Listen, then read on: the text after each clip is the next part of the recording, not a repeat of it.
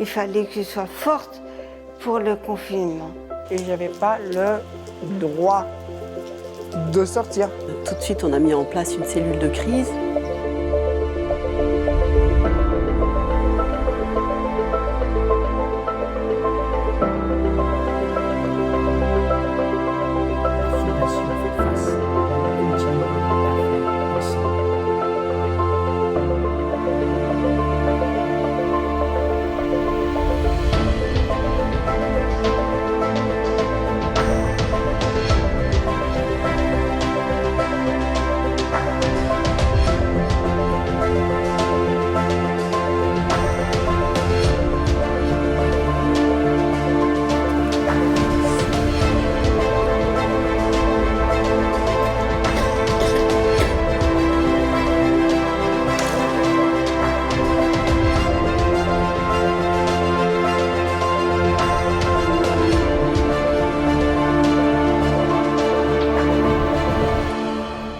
On savait que si le Covid rentrait, c'était par un professionnel, parce que les résidents ne sortaient pas. Je me suis dit, je ne dois pas lâcher, je ne dois pas abandonner.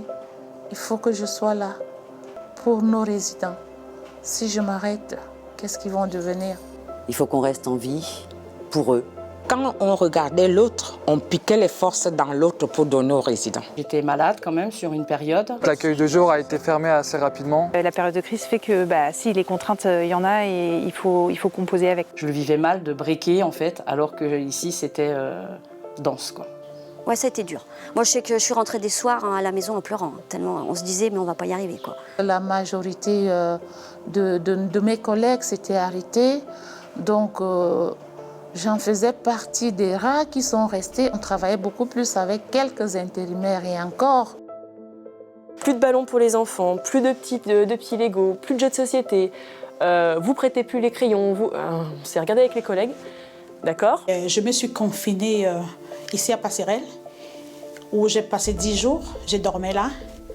Je ne rentre pas chez moi. Rester le plus possible enfermé ici. Juste un mot pour les soignants. J'espère qu'ils seront récompensés.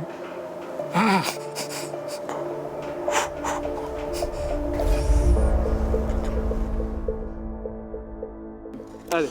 Ils sont très sensibles aux expressions du visage et c'est des personnes qui sont non-verbales, donc le fait du port du masque, ça fait que c'est plus compliqué d'être en lien avec eux. C'est vrai qu'on a pu leur expliquer avec les infirmières aussi ce que c'était que ce virus, avec des mots assez simples.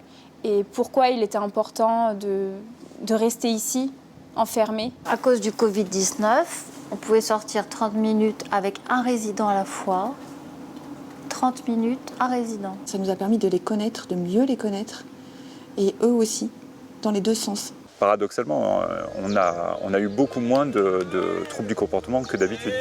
C'est vrai que les jeunes, ils ont eu une bonne réaction, ils étaient moins angoissés que nous par rapport à la situation. Quelque chose de bien, c'est qu'on a été vraiment presque dans une vie quotidienne. On vivait en fait avec eux, vu qu'on passait plus de 10 heures par jour avec eux, 5-6 fois par semaine. Donc